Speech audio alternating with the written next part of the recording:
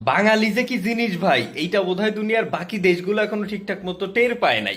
মানে ইরান থেকে মধ্যপ্রাচ্যের বিভিন্ন দেশে যে মিসাইল গুলো ছুড়ে মারা হয়, যেমন সৌদি আরব, কাতার, দুবাই, তো সেই মিসাইল গুলার যে ধ্বংসাবশেষ থাকে, সেই ধ্বংসাবশেষ গুলা থেকে নাকি বিভিন্ন তামা লোহা বাংলাদেশি প্রবাসী ভাইয়েরা খুইলা নিয়ে যায়। এমনকি কাতারে থাকা এক বাংলাদেশি প্রবাসী ভাই নাকি সেই এই ধ্বংসাবশেষ, মিসাইলের ধ্বংসাবশেষ থেকে সংগ্রহ করা তামা 60,000 টাকায় বিক্রিও পর্যন্ত কইরা দিছে। মানে বাংলাদেশে যদি বাইয়া নিচান্স কখনো যুদ্ধ লাগে, তাহলে বাঙালিরা ভয় তো পাবেই না, উল্টো আরো খুশি হবে। কারণ বিভিন্ন দেশ থেকে যখন বাংলাদেশে মিসাইল গুলো বা বিভিন্ন বোম গুলো মারা হবে, বাংলাদেশিরা চেষ্টা করবে কত দ্রুত সেখানে যাওয়া যায়। মানে অন্যান্য দেশ তো সে আসলে বোম দেখলে ভয় উল্টা দিকে দৌড় দেয়, আর বাঙালিরা উল্টা দিকে দৌড় দিবে না, উল্টা বোমের দিকে, মিসাইলের দিকে দৌড় দিবে। কেন?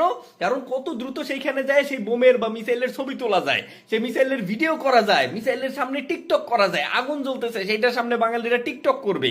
তারপরে আবার আগুন নিভে গেলে সেই বোমের বা মিসাইলের ধ্বংসাবশেষ থেকে তামা লোহা পাতি যা আছে সব খুইলা নিয়ে আসবে, সেগুলো আবার বিক্রি করবে। মানে বাঙালি ভাই অন্যরকম একটা চিজ। বাংলাদেশিরে বুঝার জন্য, বাংলাদেশিদের বুঝার মতো ক্ষমতা আমার মনে হয় না দুনিয়ার কোনো দেশের আজ পর্যন্ত হয়েছে।